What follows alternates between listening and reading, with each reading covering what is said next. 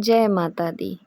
हिंदू विवाहित महिला जिनके पति जीवित हैं अपने सास ससुर एवं पति की लंबी उम्र के लिए वट सावित्री व्रत को मानती हैं। उत्तर भारत जैसे पंजाब, हरियाणा, दिल्ली, उत्तर प्रदेश, मध्य प्रदेश एवं उड़ीसा राज्यों में वट सावित्री व्रत जेठ कृष्ण अमावस्या को मनाया जाता है। सावित्री व्रत कथा के अनुसार वट वृक्ष के नीचे ही उनके सास ससुर को दिव्य ज्योति, छिना हुआ राज्य तथा वही उसके मृत पति के शरीर में प्राण वापस आए थे। पुराणों के अनुसार वट वृक्ष में ब्रह्मा, विष्णु व महेश तीनों का वास होता है। इसके नीचे बैठकर पूजन, व्रत कथा आदि सुनने से मनोकामनाएं भी पूर्ण होती हैं। भगवान बुद्ध को इसी वृक्ष के नीचे ज्ञान प्राप्त हुआ था। अतः वट वृक्ष को ज्ञान, निर्वाण व दीर्घायु का पूरक भी माना जाता है। भद्र देश के एक राजा थे जिनका नाम अश्वपति था। भद्र देश के राजा अश्वपति की कोई संतान न थी। उन्होंने संतान की प्राप्ति के लिए मंत्रोच्चारण के साथ प्रतिदिन 1,00,000 आहुतियाँ दी। 18 वर्षों तक यह क्रम जारी रहा। इसके बाद सावित्री देवी ने प्रकट होकर वर दिया कि राजन, तुझे एक तेजस्वी कन्या पैदा होगी। सावित्री देवी की कृपा से जन्म लेने के कारण से कन्या का नाम सावित्री रखा गया था। वहीं कन्या बड़ी होकर बेहद रूपवान हुई। योग्य वर न मिलने की वजह से सावित्री पिता बहुत दुखी थे। उन्होंने कन्या को स्वयं वर तलाशने को भेजा। सावित्री तपोवन में भटकते लगीं। वहाँ साल्व देश के राजा द्युम्नसेन रहते थे, क्योंकि उनका राज्य किसी ने छीन लिया था। उनके पुत्र सत्यवान को देखकर सावित्री ने पति के रूप में उनका वरण कर लिया था। ऋषिराज नारद को जब यह पता चला तो वह राजा अश्वपति के पास पहुँचे और कहा कि हे राजन, यह क्या कर रहे हैं आप? सत्यवान गुणवान है, धर्मात्मा है और बलवान भी है, पर उसकी आयु बहुत छोटी है। वह अल्पायु में ही 1 वर्ष के बाद ही उसकी मृत्यु हो जाएगी। ऋषिराज नारद की बात सुनकर राजा अश्वपति घोर चिंता में डूब गए। सावित्री ने उनसे कारण पूछा तो राजा ने कहा, पुत्री, तुमने जिस राजकुमार को अपने वर के रूप में चुना है वह अल्पायु है। तुम्हें किसी और को अपना जीवन साथी चुनना चाहिए। सावित्री ने अपने पिता से कहा कि पिताजी, आर्य कन्याएं अपने पति का एक ही बार में वरण करती हैं।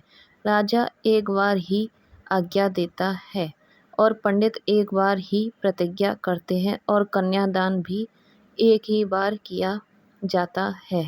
सावित्री हठ करने लगी और बोली, मैं सत्यवान से ही विवाह करूंगी। राजा अश्वपति ने सावित्री का विवाह सत्यवान से करा दिया, किंतु सावित्री अपने ससुराल पहुंचते ही सास ससुर की सेवा करने लगी। समय बीतता चला गया। नारद मुनि ने सावित्री को पहले ही सत्यवान की मृत्यु के दिन के बारे में बता दिया था। वह दिन जैसे जैसे करीब आने लगा, सावित्री अधीर होने लगी। उन्होंने 3 दिन पहले से ही उपवास शुरू कर दिया। नारद मुनि द्वारा कथित निश्चित तिथि पर पितरों का पूजन भी किया। सावित्री ने हर दिन की तरह सत्यवान उस दिन भी लकड़ी काटने जंगल चले गए। साथ में सावित्री भी गई हुई थी। जंगल में पहुंचकर सत्यवान लकड़ी काटने के लिए एक पेड़ पर चढ़ने लगे। तभी उसके सिर में तेज दर्द होने लगा। दर्द से व्याकुल सत्यवान पेड़ से नीचे उतर गए। सावित्री अपना भविष्य समझ गई थी। सत्यवान के सिर को गोद में रखकर सावित्री सत्यवान का सिर सहलाने लगी। तभी वहां यमराज आते दिखे। यमराज अपने साथ सत्यवान को ले जाने लगे। सावित्री भी उनके पीछे पीछे चल पड़ी। यमराज ने सावित्री को समझाने की कोशिश भी की, यही विधि का विधान है, लेकिन सावित्री उनकी एक भी बात नहीं मानी। सावित्री की निष्ठा और पति परायणता को देखकर यमराज ने सावित्री से कहा कि हे देवी, तुम धन्य हो। तुम मुझसे कोई वरदान मांगो। नंबर 1। सावित्री ने कहा कि मेरे सास ससुर वनवासी और अंधे हैं, उन्हें आप दिव्य ज्योति प्रदान करें। यमराज ने कहा, ऐसा ही होगा, जाओ अब लौट जाओ। लेकिन सावित्री अपने पति सत्यवान के पीछे पीछे चलती रही। यमराज ने कहा, देवी तुम वापस जाओ। सावित्री ने कहा, भगवान मुझे अपने पतिदेव के पीछे पीछे चलने में कोई परेशानी नहीं है, पति के पीछे चलना मेरा कर्तव्य है। यह सुनकर उन्होंने फिर से उससे एक और वर मांगने के लिए कहा।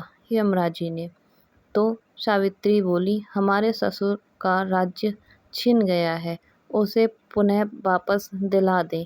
यमराज ने सावित्री को यह वरदान भी दे दिया और कहा, तुम अब वापस लौट जाओ। लेकिन सावित्री पीछे पीछे चलती रही।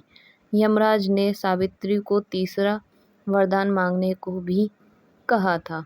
इस बार सावित्री ने 100 संतानों और सौभाग्य का वर मांगा। यमराज ने इसका वरदान भी सावित्री को दे दिया। सावित्री ने यमराज से कहा कि प्रभु, मैं एक पतिव्रता पत्नी हूँ और आपने मुझे पुत्रवती होने का आशीर्वाद दिया है। यह सुनकर यमराज को सत्यवान के प्राण छोड़ने पड़े। यमराज अंतर्ध्यान हो गए और सावित्री उसी वट वृक्ष के पास आ गई जहाँ उनके पति का मृत शरीर पड़ा था। सत्यवान जीवित हो गए और दोनों खुशी खुशी अपने राज्य की ओर चल पड़े। दोनों जब घर पहुँचे तो देखा कि माता पिता को दिव्य ज्योति प्राप्त हो गई है। इस प्रकार सावित्री सत्यवान चिरकाल तक राज्य सुख भोगते रहे। अतः पतिव्रता सावित्री के अनुरूप ही प्रथम अपने सास ससुर का उचित पूजन करने के साथ ही अन्य विधियों को आरंभ करें। वट सावित्री व्रत करने और इस कथा को सुनने से उपासक के वैवाहिक जीवन या जीवन साथी की आयु पर किसी प्रकार का कोई संकट भी नहीं आता, वो टल जाता है।